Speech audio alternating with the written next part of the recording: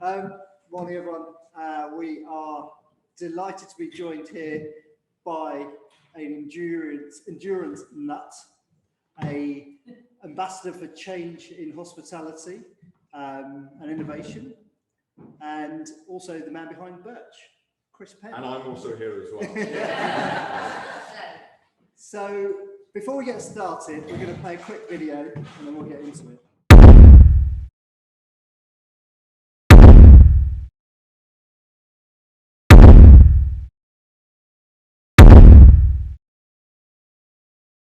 So what are you about to do, hun? Swim the channel. Are you going to kick some ass? Yeah, I'm going to kick ass.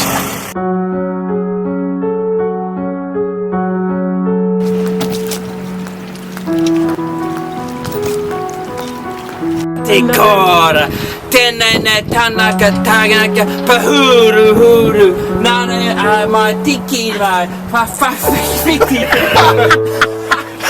Ah, hupani, kupani, hupani, kapani, fiti tera. Yes.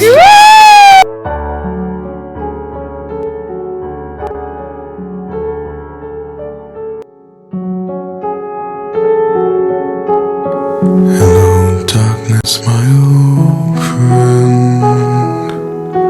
I've come to talk with you again, because a vision softly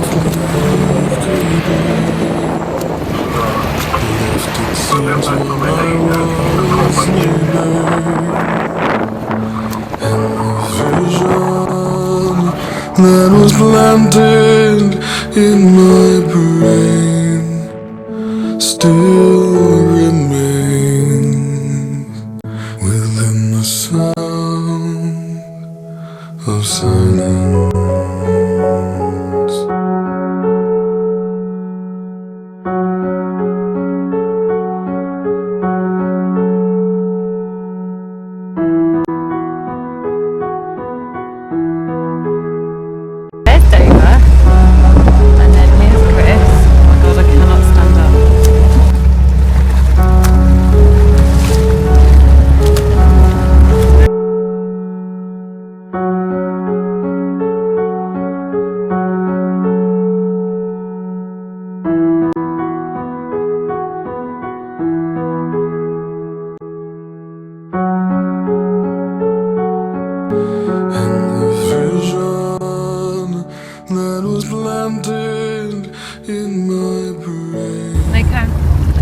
You're doing amazing, hun. Doing some big favours to yourself here, Chris. Yeah, you're doing well. Big favours. You'll be patting yourself on the back. Keep going, hun bun. You're doing amazing. Restless dreams, I walked alone,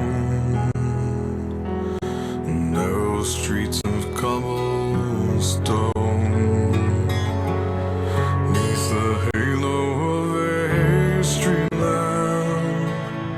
I turned my collar to the cold and damp, when my eyes were stabbed by the flash of a neon light that split the night and touched the sound of silence.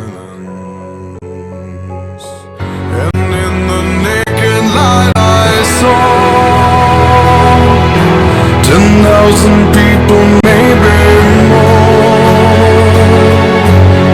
People talking without speaking, people hearing without listening, people writing songs and voices never shared, and no one dared disturb the sound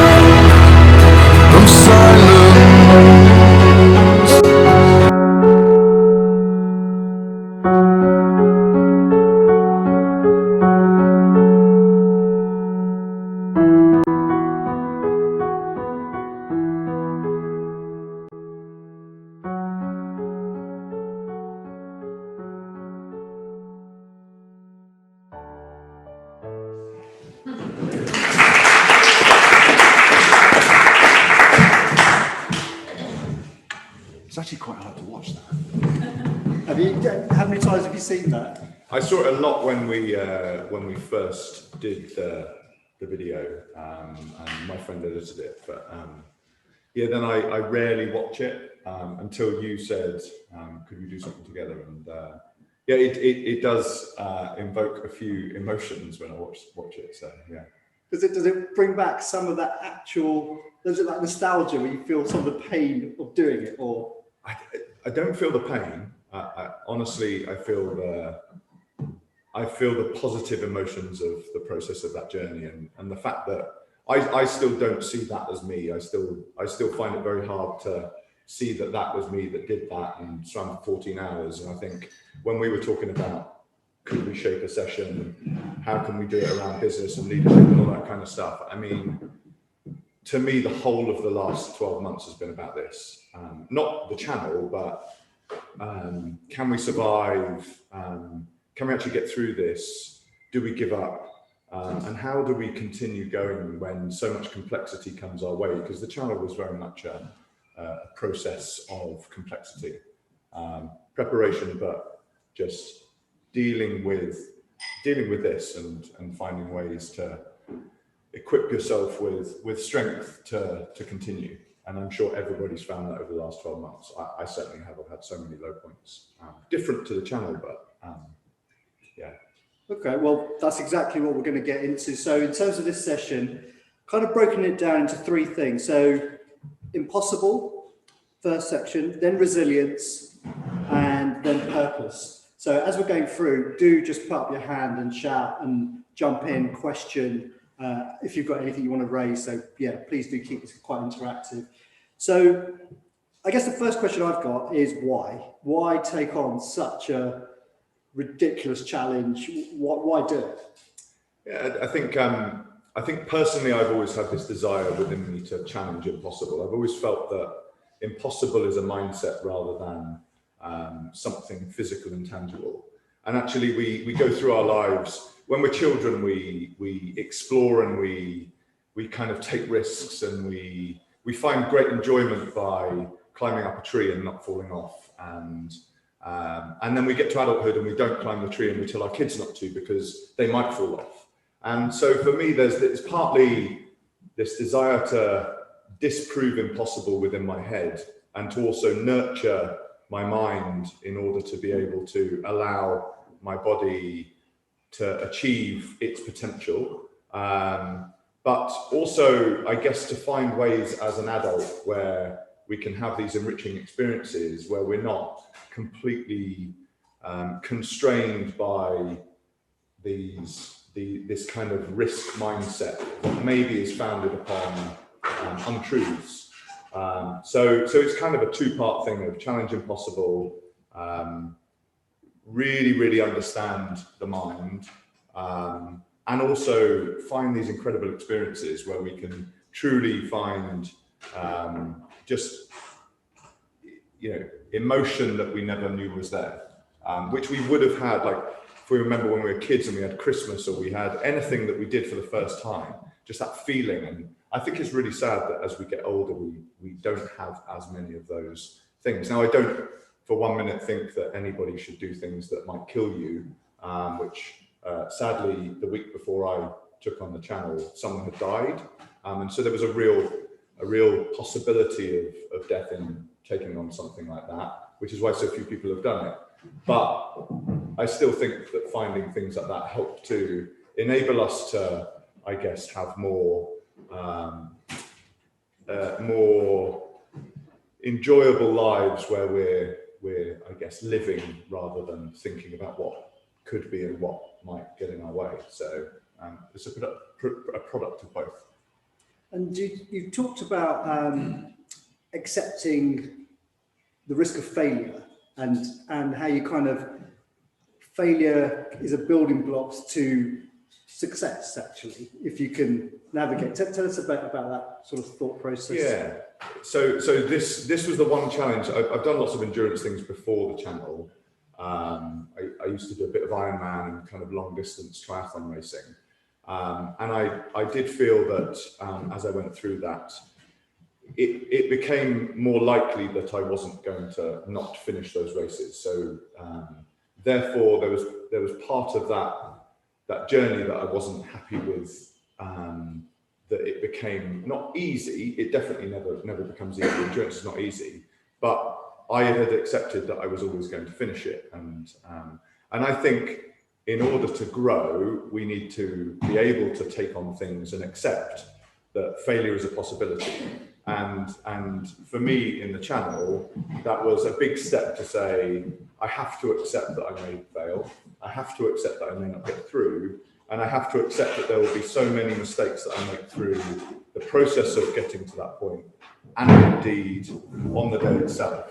And actually, those are the things that made the channel for me was a very emotional and mental journey, and an important one for where I was mentally at that time. But it's something that I knew that if I could accept that failure and use the learnings that I had in the mistakes that I made through the process, actually, I could build much more resilience and much more strength in this that would be with me then, hopefully, for longer periods. And I think the same, again, relates back to business, where, I mean, every entrepreneur says it, but they've failed a number of times and they've been the best learnings that they've ever had. But actually, I've definitely lived by that.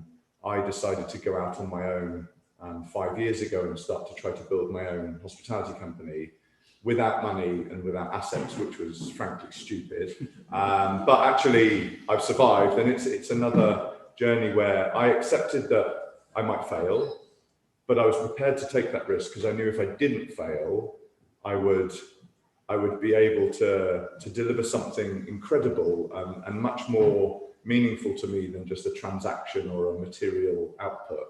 And also through the journey, I would at the level of leadership that I was when I was working, I'm still working, but I find it hard to say I'm working when I'm doing it for myself. But when I was working and at a senior leadership level, I found it really hard to get development. So I found it when people were like, well, how are you going to develop yourself and how are you going to grow?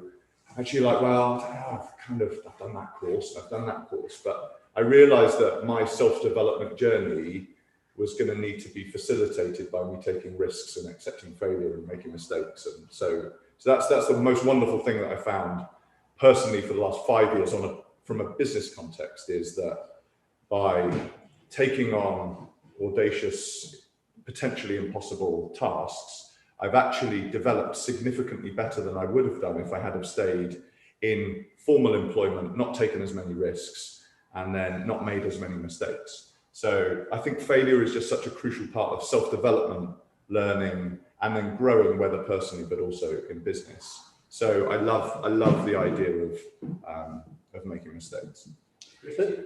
Yeah. Never be satisfied though? Yeah, that's a danger.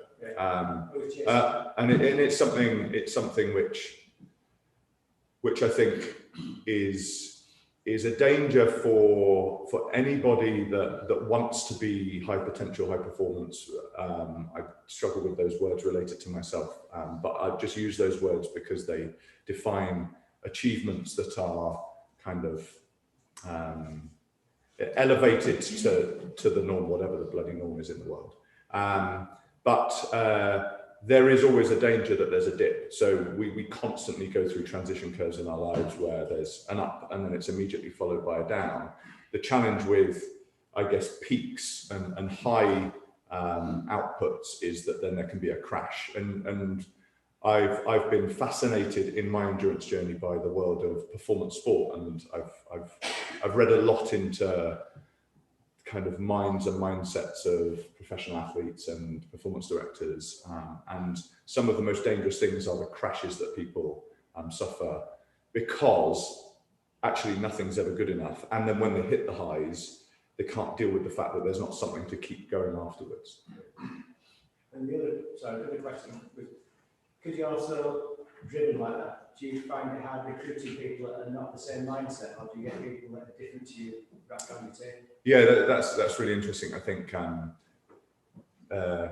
the way I equipped myself for the channel, so if we use that context to start with, it was really important that the people that were around me performed certain roles. I didn't need, I won't say the word in that case because that's probably not the right thing to say, but I didn't need another person on the boat that was,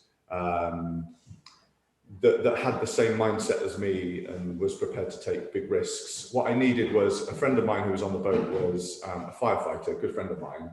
And I knew that his training in first aid would mean that if I really, really got in a bad position and then someone needed to call an air ambulance, he would probably be the best person to be able to deliver that first stage of making sure I didn't pass away. Awful as it sounds, that was kind of like my mindset of that.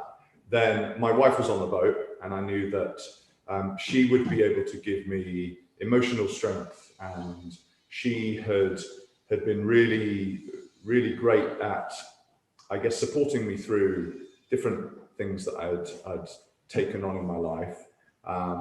But also she knew how to distract me mentally that would enable me to kind of keep powering myself when I went through periods of distress. And then there was another guy on the boat who had swum the channel before. So he came with the experience of that. And I think it's the same when you build a team. If it's like kind of a Harvard Business Review article years ago of like, you don't want A players all the time. Like, we need to equip ourselves with different people in order to build a successful business. And if you don't, you end up with a very dictatorial and controlled set of teams and infrastructure.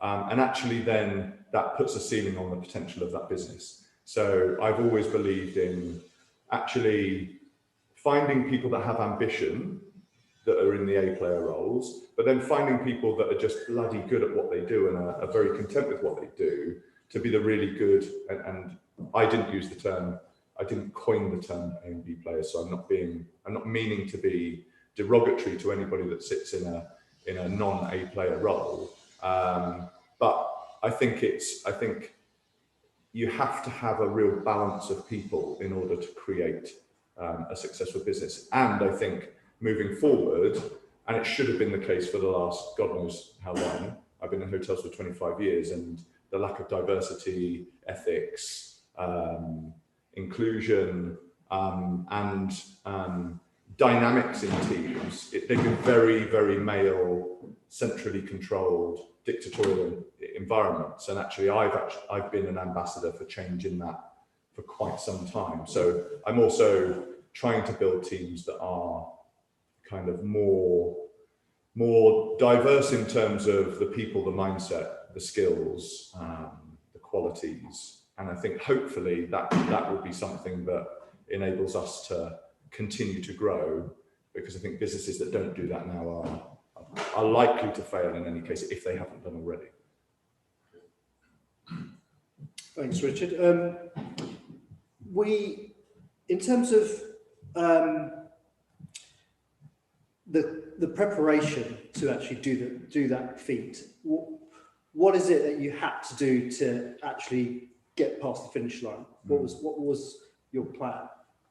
Yeah, look, I think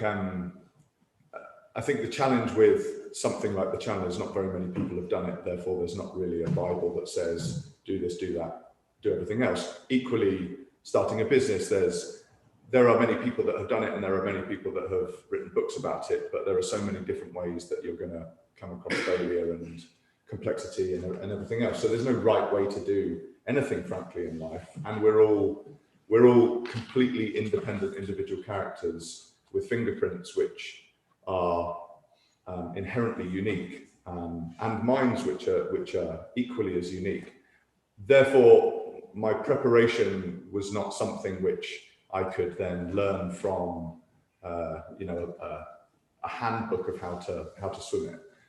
What I did was I went through a process of what are the biggest risks and what are my greatest risks of failure, and particularly to start with the things that might kill me.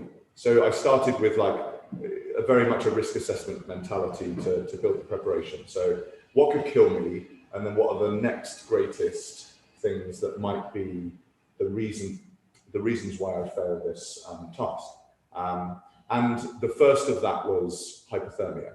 So one of the greatest either contributors to people dying when they try to swim the channel or failing is hypothermia. So channel swimming is a very traditional sport which is trying to protect its legacy. So they will not allow people to wear wetsuits, and there are so many rules by which you are governed. You must have a boat. It must have an umpire on it that's making sure you're not doing anything wrong. You must never touch the boat. You must never swim behind the boat. So they can throw you things that you saw, like they throw me kind of heated carbohydrate juice kind of on my feed patterns, but I have to tread water. I'm not allowed to kind of touch the boat. But there's so many rules that govern that, one of which is you've got to wear trunks, a swim cap, only one swim cap, you're not allowed two, and a pair of goggles if you want to wear goggles. So yeah, just because it's like it's just trying to protect, I think, what Webb, who was the first person that swam the channel, kind of created, which was this. It's a very natural thing. It's a human being against something very natural, and so avoiding interventions of technology and, I guess, performance software or hardware. So it's trying to preserve that. So from a hypothermic perspective, because I came from a kind of Ironman long distance triathlon background, I was very slim. So I had to really, really take seriously the cold. So in the September the year before, I swam the channel in 2015, the September 2014, I decided I was going to basically start swimming in cold water and building cold water tolerance for a year. So before the water outside got really cold, I started taking cold showers. So every day I would not allow myself a warm shower for a year. So I had to get into the shower in the morning and brace myself for a really cold shower. Yes, I have problems. But actually the discipline of doing that started to mean that by doing that and then going into water that was 7 degrees and trying to swim for 25 minutes, where my friend, the first time I went into 7-degree waters, which was in this outdoor pool where I live, that nobody swam in the winter, and you can't get a membership for this this Lido in the summer. I went and I said, could I have a membership for the winter? And they're like, are you mad? I mean, we only use it for sub-aqua training in the winter. But I was able to get a membership for a Lido that was full for the winter because nobody was there. But I went in for 25 minutes the first time. My body was just burning. Like, I cannot explain how my body felt like it was on fire while it was in the water. And my friend told me to stop after 25 minutes because my mindset was just, you keep going, you keep going, you keep going. But he actually asked me to stop at 25 minutes because he was worried that I was going to collapse. And I guess I continually progressed that process of, if I could get to the point where 12-degree waters felt warm by going in a shower every day that was freezing cold, and learning how to breathe and to control myself, so that when I go in the shower, it wasn't, oh, Jesus, it was, and learning breathing techniques. And there are people that trade off that with Wim and, those wonderful kind of ice techniques. But yeah, controlling myself, realizing that actually cold was something which wasn't as physical as I always imagined it was. It was actually far more here. It was my perception of cold rather than my body's tolerance of cold that was the thing that was making me afraid of it or get out of it. We've all done it where we've walked into the sea and then you can't quite get over a certain part of your body. But when you do, you're like, it's okay.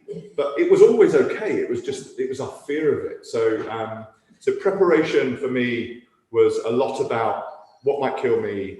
How can I make sure that then I build resilience to those things, and then a lot of the rest of it was, I guess establishing a group of people and a group of things that I could build around me that would be very, very helpful infrastructures to help me to deal with the complexity that I knew I was going to come across. How was that shower when you had your first walk? That was amazing. It was amazing.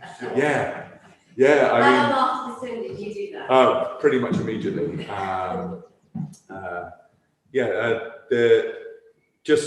And again, I look back on it and I now, if I go into cold water, go, oh, jeez. And I don't know how I did it, but again, it just kind of, it just proves to me that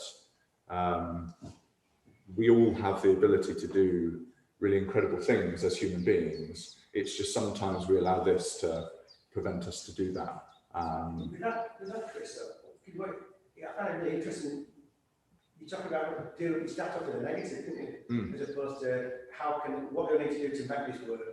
You start off by saying, what will stop me from failing? Yeah. I think it's quite an interesting way of Yeah. because everything you read is all about Positive thinking. Yeah. You actually completely do it out about what's going to kill me. Yeah. So you went on the negative side of it. Yeah, I think positivity is really important to try to develop within yourself. The way I develop positivity is by thinking about what can go wrong, and then the more I prevent things from going wrong, the more I can then be positive. But I guess it links back to us as primitive human beings, and I'm sure many of you have read books around the mind, particularly as senior leaders in your own space. But the book I always loved was The Chimp Paradox, if any of you have ever read that, and just this idea, which makes sense, that actually the things that we think and the things that we talk about inside are driven by very, very primitive behaviors that have stuck within our minds. So whilst our bodies and our societies and our environments have changed, there are things within our mind that still relate back to kind of the base needs of survival, as one example. So I think by, I guess, taking that negativity and then either challenging it because it's not real, or taking the things that I think are real and are things that I need to take seriously, and then providing 3-4 different scenarios whereby I can get ahead of it, then it gives me the confidence to be positive. I think that positivity is really important when you're talking to others. I think in order to be able to bring them up and not to bring them down. So I think the impact that we have on others, if I came into work every day and I said what was in my head, I'd be a really shit leader, because number one, they would question why the hell I'm in charge. But number two, it would just bring everyone down. Like, there's a risk that we'll fail. There's a risk that in 3 months before we would have gone crash because we didn't have enough cash. There was a risk 12 months before that we wouldn't ever open because we were forced to shut 2 weeks before we were ever due to open this place, for example, after being on a 4-year journey of trying to start a business.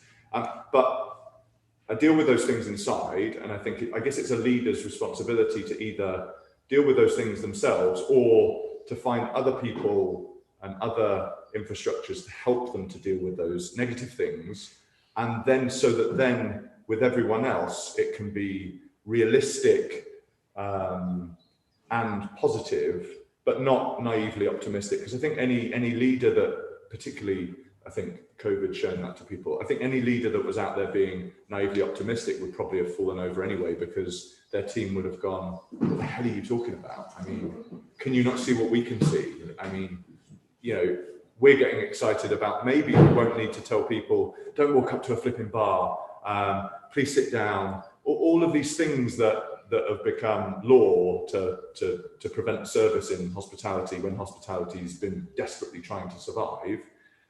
We're all getting excited about, maybe from June the 21st, we'll be able to serve people properly, and we'll be able to remove restrictions and constraints from the way that we deal with people. But if we think it's going to happen, then we'd be naively optimistic and we'd probably fail.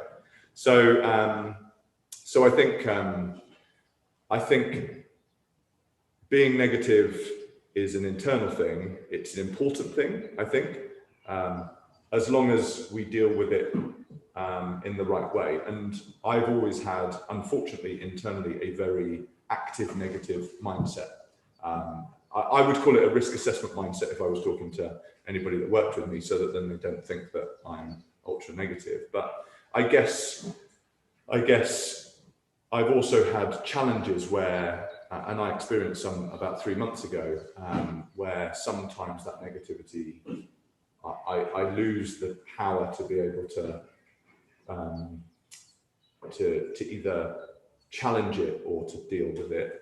And I think that's the danger with this, which so many people have experienced forever, but I guess it's more, people are more aware of it now, that there's that fine line between negativity being controllable and something that we can hold on to, build onto, and it becomes the risk assessment process that means that we create strong businesses, strong lives for ourselves, and don't fall over, versus the thing that actually prevents us being able to get out of bed in the morning and to perform. I mean, just so you mentioned something 3 months ago, and also on the video, there was a point in that journey where you were like, shit, can't do this, or you got stung by jellyfish. But how do you build that sort of mental resilience and keep going and find the way back? Because obviously, and for the leaders, the last 12, 18 months have been probably lots of dark times. Yeah, I think for everybody, right? I think if and I'm not going to do it, but if we said, can anybody in this room put their hands up if the last 12 months has been just incredibly brilliant for their business? I think it'd be odd if there was someone in here, unless they're in a pharmaceutical company, that would say that this last 12 months has been incredible for them, both personally and in their businesses. I would say yes. There have been very difficult times. I spoke about it before, but there's kind of the things that you do yourself, but also the things that people around you can bring to you. I've forgotten the specific of the question because I've talked a load of crap. What was the specific, just to make sure It's just still about mental resilience, and how do you come back from lows, essentially, and what support structure do you need? What are the tools, techniques? What do you use to get back on track? Because you're holding everything and protecting your teams. Yeah, I'm going to write down my word that I wanted to use, just so I don't forget it while I'm building context. So one of those things that I would say is a good preventative measure is focus. So it's something that is incredibly hard in today's world to be focused on things, because there are so many distractions, and distractions we've kind of got used to, and we accept them, and then we add more on, whether it's like I'm on Instagram and I'm on Twitter and I'm on Facebook, and then I've also got kind of numerous other social media. I've got then business emails, I've got personal emails. And I need to know what those people are doing over there. So I've got Zoom calls, and we've got so many things that are distracting us, that actually the hardest things for us to do is to remain focused.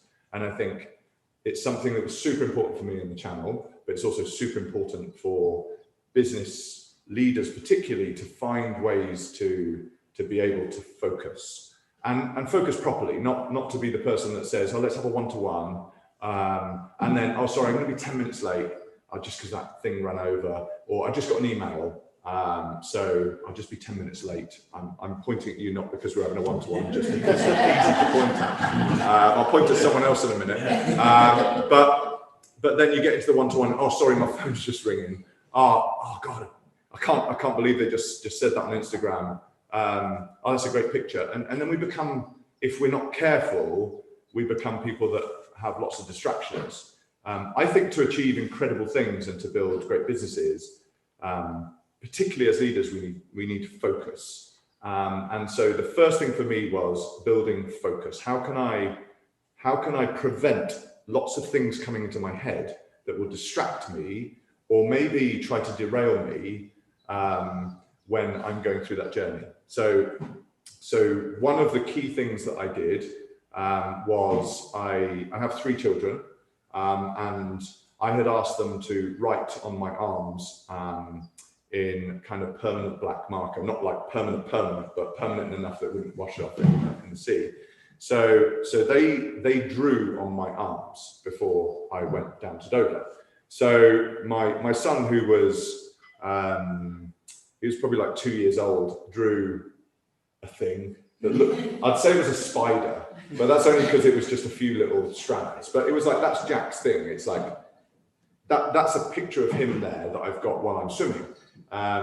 Then Isla, my eldest, she had written, "Go on, Dad, you can do it." And then Holly had written something that was barely legible, but it was nice. And then what I did is I decided that every hour I would focus on one of the children, and I would just be thinking about them. So I would be able to see them in front of me in the water. I'd be kind of talking to them. And so I was just completely distracted by just that child. Then it would typically every hour, then the boat would kind of wave at me and go like, "It's feed time," and throw me some water or whatever. And then it'd be like, right, okay. And for the next hour, I'm going to be focusing on another child. And then it'd be Jack, and like thinking about like what Jack does and when we play together and why was he drawing that spider? Because I could see these things as I was swimming. So that was a really good way of meaning that I was incredibly undistracted in what I did. Specific to the swim, one piece of advice that I'd been given when I did talk to one channel swimmer through the process was perfect technique. So basically, if you're struggling, just perfect technique. So every stroke, think, were my fingers in the right position? Did my hand go in exactly the right angle? How was my pull? Could it have gone further? Was I grabbing enough of the water? When did I pull it out? And so you are just constantly perfecting technique. So every stroke you're going, oh, that wasn't quite right. Next time I use my arm, I'll think about my index finger, and then the next time, oh, there was a slight like lag on my little finger, I'll close that in the next time. And then by the time you know it, 3 hours have gone, but you're so focused on that it avoids all of this distraction, the distraction that can derail you, bring the wrong thoughts into your mind. So I would say one of the best ways of, I guess, surviving through that and avoiding the lows was to have real dedicated focus. Some other distractions were the team on the boat. They had a big whiteboard, and they would write either comments that people had texted in from like friends and family that were you're able to track channel boats on an app, so they could see, and they would like send a little note, and that would kind of uplift you. But it was about really focusing and avoiding distractions, and I think that's just imperative for kind of building solid businesses as well. So there's focus and there's distraction. Yeah. And I know they're complete opposites. So for the group in the room, as business leaders, you need to focus, of course, on the business, but what are you saying in terms of distraction that also helps them? Is it a hobby, sport, or whatever it is to them that helps them switch off a bit? Is that? Yeah, look, I am definitely not a leadership coach, so please don't listen to anything I say and then go and suggest that it's the perfect footprint to be able to be successful in leadership. That's not what I'm about. But hopefully, by sharing stories, it makes us think maybe in different ways. But I think the distraction for me. That's very specific in the channel, and the focus is obvious, right? The focus is we are all, if we're not careful, guilty of becoming over distracted with things that frankly are pointless and not helpful. We have way too much data. We try and know everything, and it can be the thing that causes our downfall. It's very, very dangerous, and it's dangerous for the people that we lead. So that's pretty obvious. The distraction, I guess it's different, I would say, in a business context, but I've always believed in, I'd call it a three-legged stool, which sounds very corporate and as if I'm doing a leadership chat, but I believe in a balance of life. So I have kind of three key legs, this is a nice example here, that I have to keep in constant balance. One is business, the other is my sport and I guess my health and well-being, and then the third one is my family. And so they're the like three things that are constantly being balanced in my life. And each of them becomes a distraction to the other, but a positive distraction. So if I push too far on the business side and I'm not investing enough time with my family and I'm not investing enough time in my own personal health and well-being, then something's going to fall over. So I guess it's not quite a distraction, but I think it's an important understanding that if we're not careful without focus, we have too many distractions. The positive distractions, I guess from a business context, could be by just understanding that you can't know everything and that business is not the be all and end all. And actually to be a great leader, I think you need to be a balanced person. Otherwise you become a pretty horrible dictator, of which there are so many in the hotel industry. Hopefully I'm not one, but ask my team. Question.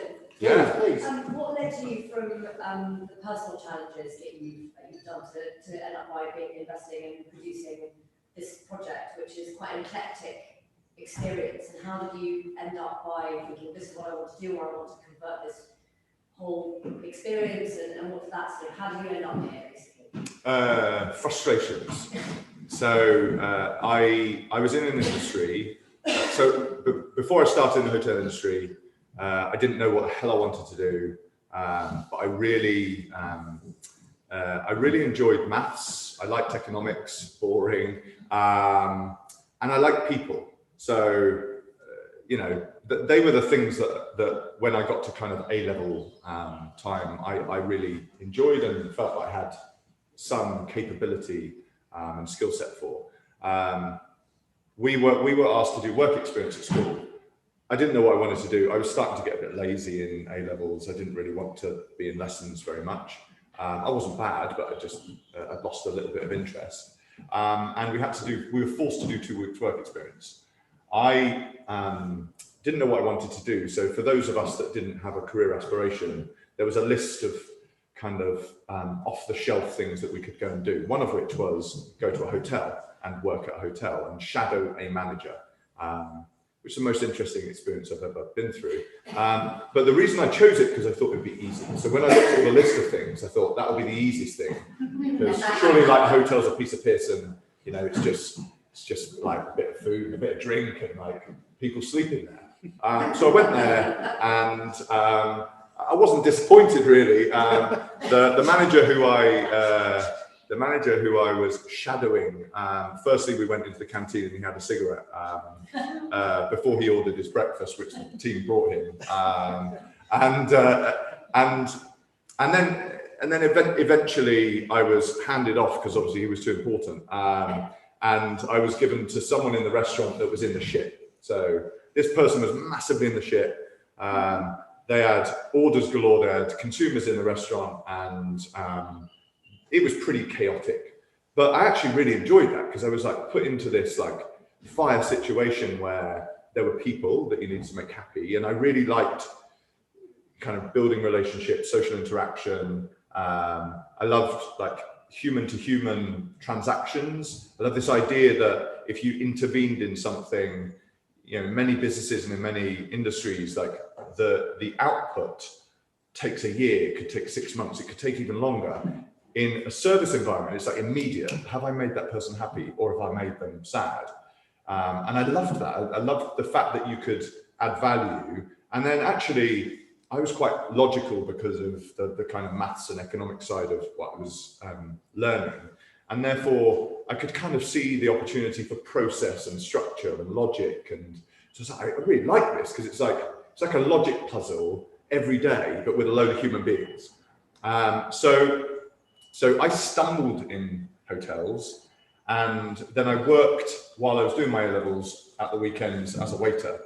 And then I didn't know what I wanted to do longer term, but they said, why don't you do a training management role here? Don't go to uni, we'll train you, develop you, learn on the job. Then at least you get to experience every part of how to run a hotel. So I embarked on that journey 25 years ago, but I hated the management style that I saw. I wasn't enamored at all by what hotels were. They felt to me like male-dominated lifestyle businesses for the elite, and I just hated it. So the reason why I went into endurance was I wanted to stay true to who Chris was, because I was worried that if I was moving up in this world of masculinity and frankly bollocks, I would, if I wasn't careful, I might get pulled into it, and that wasn't who Chris was. So I spent the first 15 years acting, and that really, there was part of me that loved that. I loved the idea of, outside of work, I was just Chris, and I was most of my friends were not in hospitality, and so I had a completely different life. And then when I went into hospitality, it was a job, and I had to act, and I had to serve people that I had no idea how they could afford the kind of experiences they were paying for. They were quite kind of luxury hotels, so there was a real disconnect between me and the consumer. Of which then I felt, how can you serve? How can I really serve if I'm kind of a spotty 22-year-old, and then the person on the other side of the table is kind of a very, very wealthy middle-aged person that has servants? I mean, and I'm meant to make that person happy, and I really can't relate to them at all. So as I continued through my career, I was worried that hotels weren't right for me, because actually I believed in mental and physical wellness. I was doing endurance, and I was considered a bit of an outcast in hotels because I wasn't doing 17-hour days and 18-hour days. So how could I possibly be performing? But actually, from a business context, I was outperforming because I had these balances, and I was a better leader because I was more emotionally intelligent, all that kind of stuff. So I then was asked, to launch an American company over here, which is called Ace Hotels. And they'd done a deal in Shoreditch, and I knew nothing about Ace Hotels, but I decided, because I like to do crazy things, at that point, I thought I'll never be able to do it, but I'll just take the job because they liked me. The only reason they liked me was because we sat and had a coffee and we got on. And I was like, wow, like, that's amazing. They've employed me. I know they've got my CV, but they haven't talked about my CV. They've just had a chat with me and a coffee, and then they've gone, you got the job. And it was it was a decent role. And then ever after that, and I was with Ace for 4 years, and we launched an incredible business, and it did incredibly well. And I had lots and lots of challenges thrown at it, not like COVID, but some more serious, actually. For example, I found the founder dead of Ace Hotels two months after I'd opened the property in one of the bedrooms. And so it was the gift that kept giving in terms of complexity, that one. Seems that wherever I go, there's bloody chaos and complexity. But what Ace taught me, so I spent the first 6 months with Ace worrying about what do I wear? And going into meetings going, do I wear a jacket? Do I not wear a jacket? And like, it was ridiculous. I wasted the first 6 months worrying about things that weren't real. And I spoke to Alex and I said, look, I'm struggling a bit because I don't really know what Ace is. And he said, just be yourself. I was like, but don't you have like a brand standards doc and like you've got values and purpose? He said, but yeah, the thing is, be yourself. Like what we do, our purpose is to find great people and then get more great people and then let those great people talk to great people. And then you end up with this wonderful spiral of great people looking after great people and engaging with great people. And I was like, wow, that's incredibly simple, but I love it. And so Ace taught me to be myself when I'd been acting. And so when I went out on my own, what I wanted to do was I wanted to do things that I felt were not right in the hospitality industry and the hotel industry myself. I thought I could moan about them. I could like sit in a room and I could go to like industry events and we could all have this wonderful discussion about how we can change the industry and then moan about it. Don't knock that. No, that's good. Which is obviously really important. But we're talking about hotels, not your industry. And hotels is a lot about moaning about it rather than doing anything about it. So we can all talk about it, but I believe that we should do things about it, of which I'm sure you all do, which is probably why you're here. But I could be another contributor to the problem, and I could just tell more people what the problem is, or I could be part of the solution and say, well, why don't I take all of that and go, wow, actually, maybe hotels are not anymore delivering experience. Maybe hotels have got so caught up in commoditized travel that they become boxes, and people are just paying for a smaller and smaller and more diluted and kind of depressed proposition. And maybe actually that's not what really people need and really people want. So what I wanted to do was I wanted to take all the things that I knew about mental and physical health, well-being, performance, and I guess lifestyle in terms of relationships, humanity, kind of trying to be honest with people, purpose, and that's the most important thing. And just go, if I could build something where it's founded upon genuinely wanting to do the right thing, making shitloads of mistakes, but always with real purpose around, build something that people really want to go to, that excites them, that engages them, that energizes them. Try to find and build a hotel company that could create solutions that would hopefully help to add value to people's lives rather than just sell rooms or make money. And so that is where I got to doing this, was I felt that the hotel industry was not delivering experience to people. It was taking consumers for granted. It was commoditizing itself. And I wanted to be part of a solution to actually say, do you know what? There are many industries that do it so bloody incredibly well, such as the festival industry. Why don't we take more of a mindset of that and say, just create spaces where actually, if people came away for a weekend, they might feel they've been there for a week, and then you've given them time, which is our most precious commodity, and avoid all the distractions of, well, we need to read the news every morning, and when we need to get up, we need technology, and it's the first thing we look at, and try to just create those things. So founded upon purpose, still at a very early stage, but trying to be a solution, not part of the problem, would be the long answer to a very short question. So sorry. Just going to the point about distractions, personally, I found turning off all the notifications on my phone is the best thing I've ever done.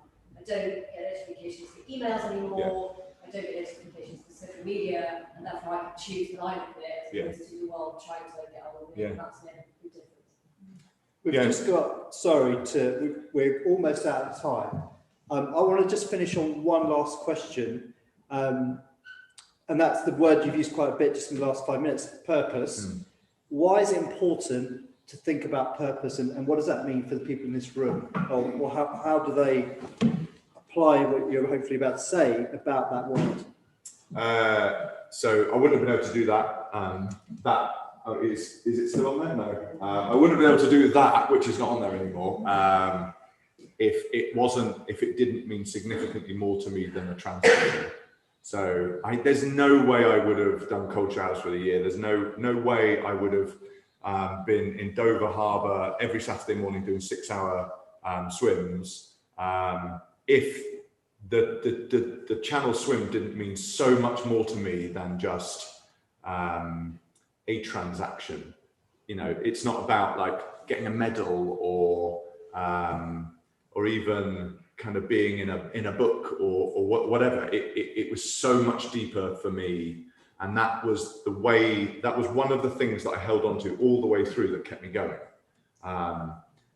The business that I'm trying to build, and when I say trying, it's because we're still on a very long journey and we're still at the very start of it. But if it's not founded upon something much deeper than the desire to make money, the desire to be successful, the desire to transact, we wouldn't have survived the last 12 months.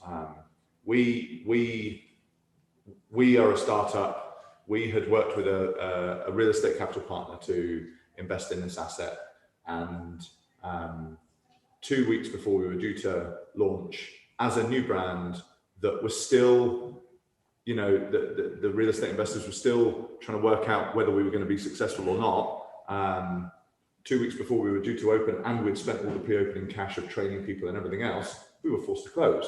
And we had to go back to these investors and say, shit, we need some money. And they said, well, shit, we need some money as well, because we own a portfolio of hotels that are all in a worse situation than you. And we own a pub company that's in a worse situation than you. So suddenly you're thrown into that incredibly difficult situation where you don't even know whether you're going to be able to open the thing that you dreamt of opening, and all the challenges that brings. The only way we got through was because there was a really, really much deeper and greater purpose to what we were doing, and a belief from us and the people that were around us, including the team, that was then going to be the reason that we got through.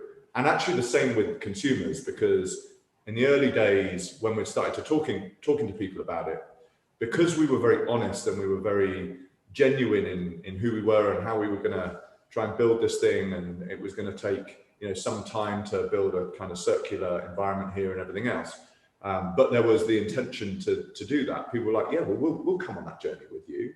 And it was those things that enabled us to get the support that we needed to then get through to opening in August last year. Then in August last year, we had lots of consumers through the door when we'd eventually got open, and we had to trade with so many different restrictions as a new business and a new operation that it became really, really difficult to feel comfortable that we were delivering what we had set out to do, which was to deliver this free escape for people outside of the city. Because as soon as you arrive, we had to tell you to not do that, don't stand next to each other, stay separate, don't go in groups of 6, which became more and more complex. And as a new brand, then that was really, really difficult. But I guess because the people that people came into contact with and ourselves as a team were saying, well, we're not happy with it, but people know we're not happy with it, and they know we're going to sort it out. That will be the thing that gets us through it. So again, it was much deeper than just like, let's make as much money as we can in the first 3 months, and hopefully then we'll have enough money if anything goes wrong. Because actually, after 3.5 months, we were forced to shut again. And then if we thought it was bad back in April, it got significantly worse then. And so for the last 7 months, my job's been to try and make this business survive and give the team and ourselves something to actually come back to. And it's been chaotic because we've not had the cash to do it and all of that stuff. But we've done it, and we're in the process now of being able to learn, grow, make loads of mistakes, and then build upon it. And I'm really excited about that. And we've got the right components now to really build upon that. You know, we're in our 3rd week. So we're still on a step on that journey, but we wouldn't have been in our 3rd week if we didn't have a much greater purpose to this place and a much greater desire to add value to people's lives, and the world and everything else in what we're doing with Birch. And so therefore, I think it was an imperative for us to survive, because I've seen so many hospitality companies go under. I'm sure in your industry, you've seen many businesses not survive as well. And I think for any business that is likely to be relevant and successful in a post-COVID environment, most people over the last 12 months have really questioned what life's about. I think most people, when they've been in lockdown, have had some really serious conversations with themselves, their families. Sometimes very difficult situations have come by people being forced in one space together and either difficult decisions were then made, or actually kind of good decisions were made about actually, why am I commuting all the time? Why are we spending so much time on technology? Why are we not spending as much time with our kids as we should?